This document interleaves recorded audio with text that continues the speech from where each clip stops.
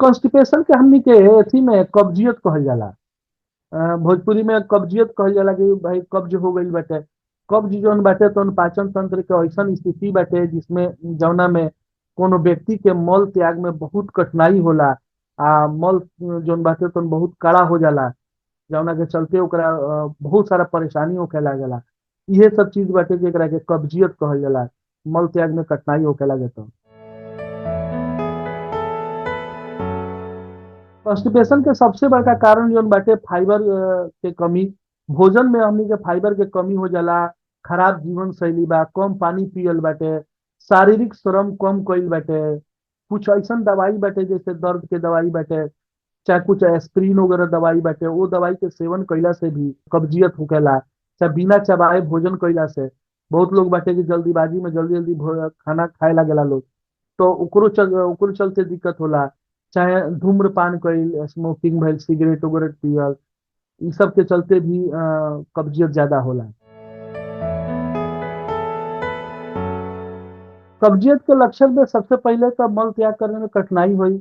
मल कड़ा हुई मल, भूख ना लगी, पेट भारी लगी, खाना खाए के मन ना करी, चक्कर आई, सांस में बदबू आई, ओकरा बाद से पेट में मरोड़ होखे लगी, आदमी उल्टी जैसन मन होखे लगी।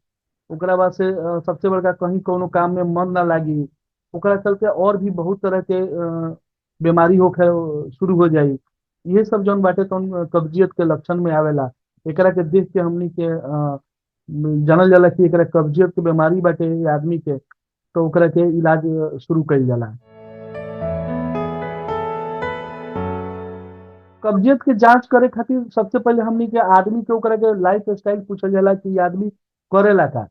तो बहुत सारा आदमी बतावेला कि हमनी के दुकान में बैठे वाला काम बाटे। तो ई सब चीज एगो कारण लागेला।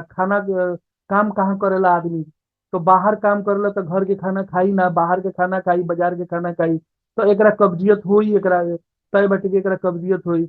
ओकरा बाद से घर में सलाद के मात्रा खाला कि ना खाला ई आदमी, तो ओकरा से भी पता कल जाला। बहुत ज्यादा जब दिक्कत ज्यादा बढ़ जाला तो एक्सरे करावल जाला हमनी के।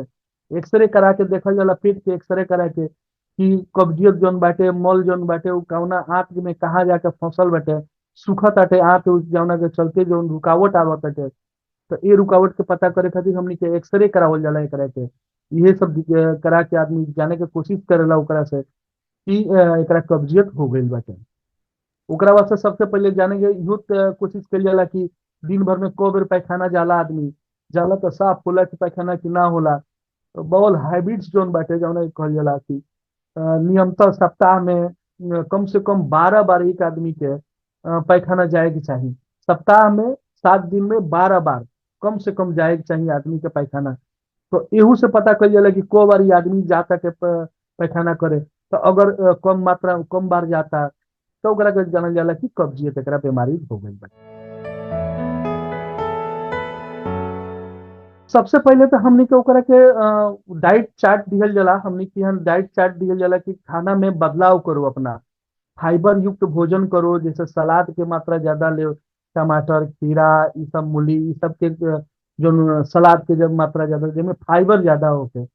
ओकरा बाद से पानी ज्यादा पिए, कम से कम 5-6 लीटर पानी दिन भर में पिए।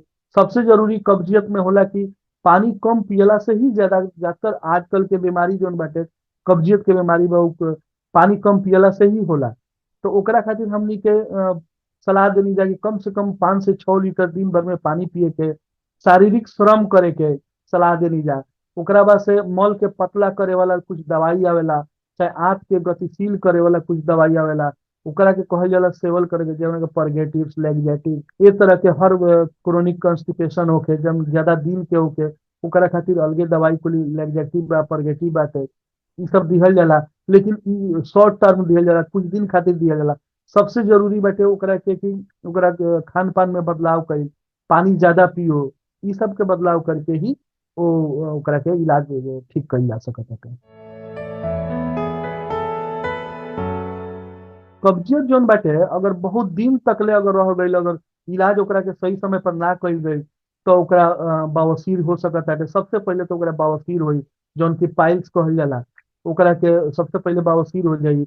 भगंदर भी हो सकत हटे, जौन की मल द्वार के आसपास में छेद हो जाला, जोड़ लगावला से ही इ सब बीमारी होला। गांठ बन जाला, गांठ फाट उठ जाई रेक्टम में। बहुत ज्यादा कॉन्स्टिपेशन अगर ज्यादा दिन तक ले बाटे तो आंत में ऑब्स्ट्रक्शन भी हो जाला, रुकावट, जौन अगर रुकावट कहल जाला हमनी के, पैखाना रुक गईल, ओकरा चलते ओकर आंत फट भी सकत हटे, और ई बहुत बड़ा ओकरा घातक हो सकता ओकरा चलते।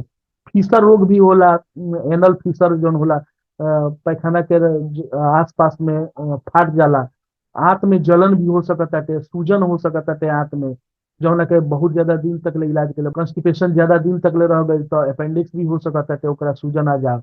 आंत के फटल ई सबसे बड़का घातक चीज होला कि आंत में ऑब्स्ट्रक्शन हो जाई। जब ऑब्स्ट्रक्शन हो जाई तो बहुत तरह के बीमारी, इंटेस्टाइनल टीबी हो जाई। ओकरा इंटेस्टाइनल टीबी ये बेरा सबसे बड़का कॉमन चीज बाटे, हो गई। उ सब चीज होखे लागी ओकरा। सबसे पहले तो कॉन्स्टिपेशन से, कब्जियत से बचाव खातिर फाइबर युक्त भोजन कईल, खाना में सलाद के मात्रा ज्यादा कईल, पानी के मात्रा ज्यादा कईल। जंक फूड जौन बाजार के पिज्जा बर्गर चाउमीन वगैरह बाटे, इ सब से परहेज करे के पड़ी। तला हुआ चीज जैसे खाइला से परहेज करे के पड़ी। लाल मरचा, सूखल मरचा, इ सब जौन देहात में हमनी के सबसे ज्यादा मसाला पीस के लोग लाल मरचा के देहला, ओकरा के खाइल बंद करे के पड़ी। तबे जाके ई कब्जियत से बड़ी। सबसे जरूरी पानी बहुत ज्यादा मात्रा में पिए के पड़ी, तब जाके कब्जियत से बचल जा सकता है। कब्जियत अगर केहू के हो गईल बाटे तो सबसे पहले तो, कब्जियत अगर हो गईल बाटे तो ओकरा के तला हुआ चीज जोन बाटे, चाहे भुनल चीज बाटे, जंक फूड बाटे, ई सब चीज खाए के नहीं है। एकदम एकरा से परहेज करे के पड़ी।